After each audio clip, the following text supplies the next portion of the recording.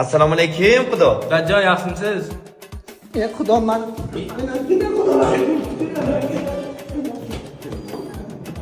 Labbajon xudo. Xudojon, xudo deyishga shoshmang. Bir o'g'limiz bor, qimorboz, harom. 3 yil oldin Adin Expertga borimiz yutqizadi, ini tikladik, pochka-mochkani sotib. Uyda dokumentlarni ham so'rash. Shunga qizni so'rab keldik, dadajon. Nima deysiz?